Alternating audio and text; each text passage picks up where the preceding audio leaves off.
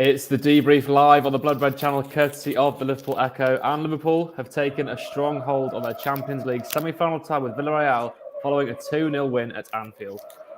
An own goal from Pervis Estupiñán before Sadio Mane added a second have given Jurgen Klopp's side the advantage ahead of the second leg in Spain on Tuesday. Well, my name's Patrick Smith, and I'm delighted to be joined live from Anfield by Theo Squires. So, Theo, have Liverpool done enough to be happy ahead of next Tuesday? I think so, yes. Just because Villarreal, they're this counter-attacking team. They wanted to set up defensive tonight, and that's exactly what they did. They wanted to sit back, absorb the pressure, and hit Liverpool on the break. Yep, they're going to lose. They've got a 2-0 deficit they've got to get back. And yes, they'll be in front of their own fans. And yes, they beat Liverpool 1-0 in front of their own fans. What we're talking 2016.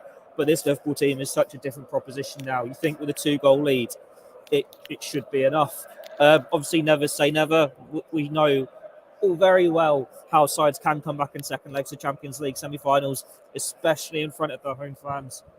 But you'd like to think this Liverpool side, when they are one of the very best teams in Europe, have the nous to just get it over the line, whether it's the go to Spain and just take a draw, which they're not going to do, are they? We know what Jurgen Klopp's side are like. They'll go there and they'll try and win it. They'll probably make it 4-0 in aggregate or something like that. Job done. And it'll be look a lot more comfortable than it actually will be. But on the basis tonight, Villarreal, they rarely pretend. They just try to sit back and absorb the pressure. It worked for 45 minutes. It didn't for the second 45. Liverpool got the 2 goals in quick succession, and it's almost a tentative foot in the final. I'm not going to fully go out and say it just yet, but you'd be very surprised if Liverpool aren't in Paris next month. Yeah, no, I mean, we could have seen this coming, couldn't we, before the game? You know, everyone predicted Villarreal were always going to sit back, always be defensive, make it difficult. Similar to Sunday's match against Everton, actually. But how crucial was it that we managed to get those 2 goals there? Because, you know, after that first half, I was pulling out all my hairs, the keeper taking 2 minutes on every goal kick. I have no idea how they added 1 minute on, but it's massive that we got those 2 goals there, isn't it? Yeah, it was. Like Villarreal in front of the home fans, they've upset many teams and they've got some good results in Europe this year. If you go into Villarreal, even with a 1-goal lead, you'd still wary of an upset of them finding a way to get back at you. But having that second goal, it's a bit of breathing space, and Liverpool should have the quality. Like I said, they didn't really threaten much. I don't think Alisson really had a save to make. The centre-backs, it was a very comfortable day for them, for Van Dijk and Konate. And it just let the full-backs get forward a bit, put some crosses in. But in the end, I thought the midfield did a really good job on running the show. Liverpool got the goals through that. I'm sure Villarreal will play better than they did tonight in the second leg. But so will Liverpool. They just know what to do to get the job done, and that's what they've done tonight. I mean, that was my second question about the midfield. For me, you know, they completely ran tonight. They're the reason we've won, especially the pressing and counter-pressing. Because Villarreal are decent playing out from the back, to be fair to them, because, you know, we're one of the best teams of all time at pressing defences when they try and play out. They were pretty neat, but wow. That midfield tonight for Fabinho, Thiago, and particularly Henderson as well, who doesn't always get so much praise, Theo. Brilliant from them. Yeah, I'd say Jurgen Klopp got his selection spot on. Like Jordan Henderson, there's been question marks about his inclusion for most of this season. Naby Keita's there, and he's alternated between the two in recent weeks. And like our feeling when we were making our predicted teams was, go for Henderson tonight. It's his turn to come in. You think a big captain's performance from him tonight, and that's what he put in. He was leading by example. He flipped his lid a couple of times. I think the referee had to have a word with him at one point for screaming expletives at the assistant referee. But he was getting stuck in, and he was passing it around well. He was supporting Salah and Alexander-Arnold, and it was proper captain's performance from him. What you expect from him, he always finds a way to step up on these big occasions.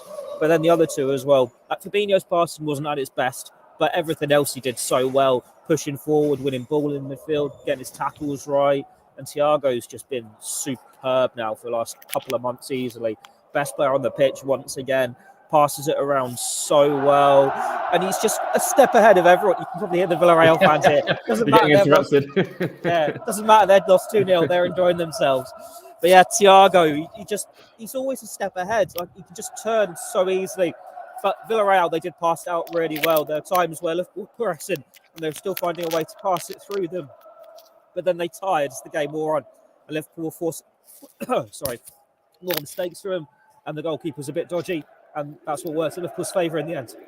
And the keeper was dodgy, wasn't he? Not sure if he knew he can catch the ball. But I'd like to also talk about Liverpool's defence here, because I thought particularly in transition, while Villarreal were trying to counter-attack, we dealt with it very quickly and very effectively, particularly the fullbacks, but also Ibrahim Konate, and a very mature European performance from him for a man who's 22 years old, I believe.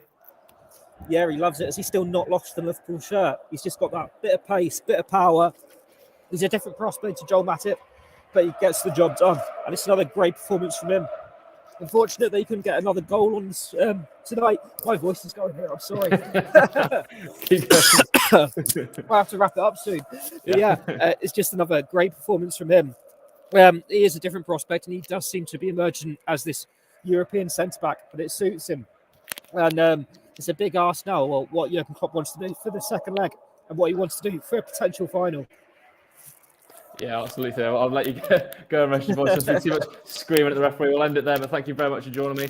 Well, we've got just less than a week to wait until the second leg in Spain next Tuesday, but it certainly is a favourable position for Klopp's men. Let's hope we can get an early goal in Spain and put the tie to bed. But between now and then, we've got the small matter of the Premier League title race to get back to, when, of course, the Reds take on Newcastle in Saturday's early kickoff at 12:30. Be sure to get all your pre-match content, including Jurgen Klopp's press conference, right here on the Blood Red channel. And we'll, of course, be back with the debrief following that match. But for myself, Patrick Smith, Theo Squires, and the Villarreal fans in the background, it's goodbye for now.